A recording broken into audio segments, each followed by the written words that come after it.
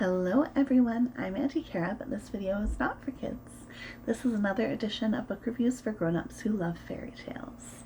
Today we are going to be talking about Equal Rites from the world of Terry Pratchett, another Discworld one. I have reviewed and read all of the Tiffany Aching series before, which you can find in previous videos, but this is my first Terry Pratchett other than the Tiffany Aching series, and I was really excited to dive into it and see what the Discworld is like from a little bit more of an adult perspective. I chose this one because it was recommended to me a few times by a few different people, and so the basis of it is Equal Rites is about a girl named Esk, and when Esk is born, she is the 13th child of a 13th son, and in this world, the 13th son of a 13th son is often a wizard.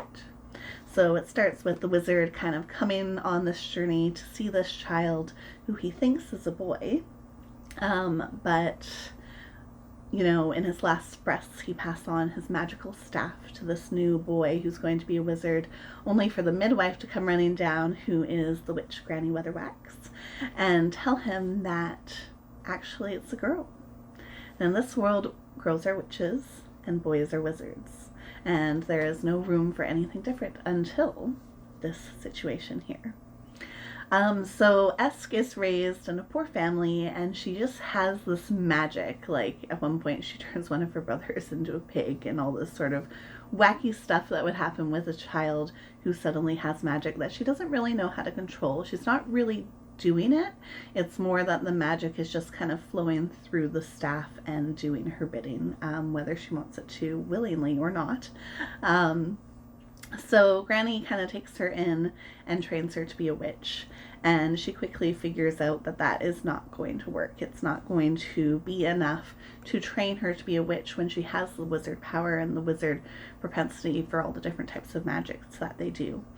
So eventually, and very reluctantly, with much disaster and upheaval and hilarious chaos, as is the case with a lot of Terry Pratchett's books, she takes Esk on a journey to the wizarding school to try to get her in there. And I'm not going to ruin the ending for you guys, because I want you to be as excited and surprised and enthralled as I was.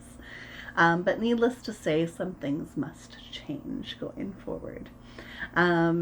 What I really loved about this book is, you know, the whole conversation about gender politics and what is expected of girls versus boys and why should that matter, and that whole kind of exploration of meaning behind what our expectations are of different genders and how that could look to change in a very magical and fantastical world such is the reality of Discworld. I also really liked, as always, Terry Pratchett's descriptions are beautiful and magical. They are very ethereal, but also in a grounded and funny way, which is something I really appreciate about his books, the books that I've read anyway. Also, the characters are very rich. You see a lot from, you know, Granny Weatherwax and the different wizards and kind of the different idiosyncrasies of the different characters that make them really relatable and lovable, and really make you care about what's going on in their lives. So the one thing I will say about this book is there wasn't a whole lot of meat to it. I felt like it wasn't like there was, you know, subplots and stories within stories and like it really felt like it was just this one child's adventure into finding herself, into finding her meaning and finding her purpose, which was wonderful, and it made it a easy read. But if you're looking for something more complex, like a more convoluted fantasy thing with very in-depth world creation and mythology and all of that, like, there's a bit of it, but it is very straightforward, which does make it a really nice and easy read. So if you're looking for something fun, a little light with, you know, a bit of content that has some meat to it, I would definitely recommend this book. So before I leave you, I am going to read a couple passages, as I do. I have two passages for you, not too long, just to give you a little taste of the writing style and the world that is created in the Discworld books.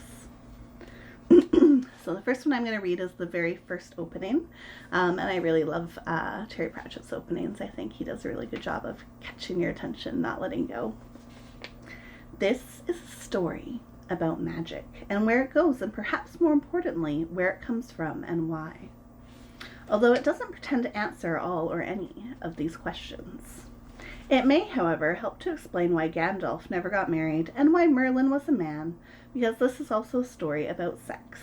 Although probably not in the athletic, tumbling, count the legs and divide by 2 sense, unless the characters get totally beyond the author's control. They might.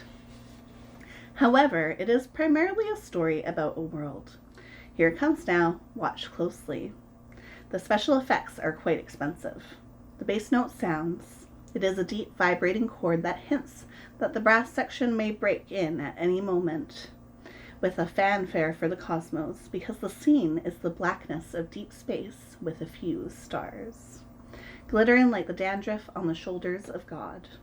Beautiful. Then it comes into view overhead, bigger than the biggest, most unpleasantly armed star cruiser in the imagination of a 3-ring filmmaker. A turtle 10,000 miles long. It is Great Atuin, one of the rare astrocanolians from a universe where things are less as they are and more like people imagine them to be. And it carries on its meteor-popped shell 4 giant elephants who bear on their enormous shoulders the great round wheel of Discworld. As the viewpoint swings around, the whole of the world can be seen by the light of its tiny orbiting sun. There are continents, Appalachians, seas, deserts, mountain ranges, and even a tiny central ice cap. The inhabitants of this place, it is obvious, won't have any truck with global theories. Their world, bounded by an encircling ocean that falls forever into space in one long waterfall, is as round and flat as a geological pizza, although without any anchovies. A world like that, which exists only because the gods enjoy a joke, must be a place where magic can survive. And sex too, of course. So that's the first one. Let's go into the next. Oh, my eyes are watery. There we go. The whole of the world was spread out beneath Esk. All the continents, all the islands, all the rivers, and especially the great ring of the Rim Ocean. There was nothing else up here, not even sound. Esk gloried in the feel of it, willing her flagging muscles into greater effort. But something was wrong. Her thoughts seemed to be chasing around beyond her control and disappearing. Pain and exhilaration and weariness poured into her mind, but it was as if other things were spilling out at the same time. Memories dwindled away on the wind. As fast as she could latch on to a thought, it evaporated, leaving nothing behind. She was losing chunks of herself, and she couldn't remember what she was losing. She panicked, burrowing back into the things she was sure of.